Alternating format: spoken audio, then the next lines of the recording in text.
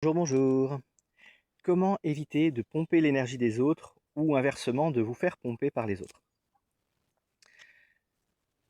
On parle parfois de ce genre de problématique quand on parle d'énergétique et effectivement c'est un point important qu'il faut prendre en considération.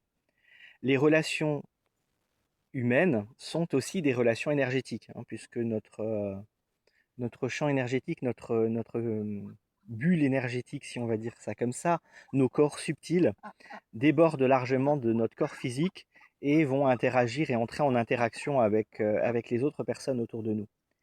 Et ça se joue souvent sans qu'on s'en rende compte. Quand vous êtes trop ouvert, quand vous êtes vide, vous allez absorber sans aucun filtre. À l'inverse, si vous êtes tendu, si vous puisez, voilà, si vous êtes stressé, vous allez pomper chez l'autre sans le vouloir. L'important, encore une fois, c'est les filtres, mais ça va être de respirer, d'avoir une intention claire, d'être centré, d'être ancré, d'être enraciné. Ça va vous permettre de garder votre énergie à vous, en vous, sans aller chercher à l'extérieur.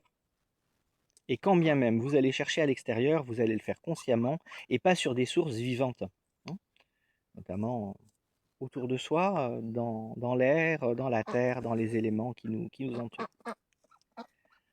Bien sûr, une séance énergétique peut vous aider à reprendre le contrôle ou vos frontières, hein, quand vous les avez perdues.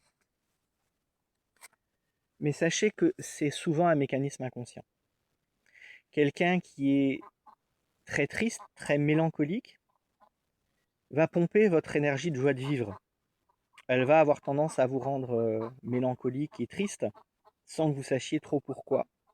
Par mécanisme de compassion ou d'empathie, par exemple, mais ça va vous pomper votre énergie. L'autre se sentira pas forcément mieux,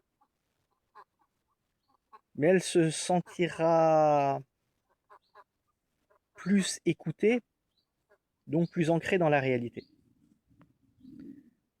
Et même si elle se sent pas mieux, de ce point de vue-là, vous allez vous sentir plus mal.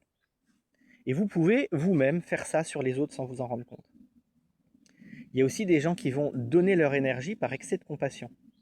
Sans s'en rendre compte, ils vont vouloir aider tout le monde.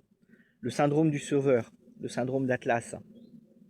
Eh bien, ça aussi, c'est un problème sur lequel il va falloir poser vos intentions et bien vous ancrer, bien vous recentrer sur vous-même, bien filtrer les choses qui rentrent et qui sortent pour éviter ce genre de problématique.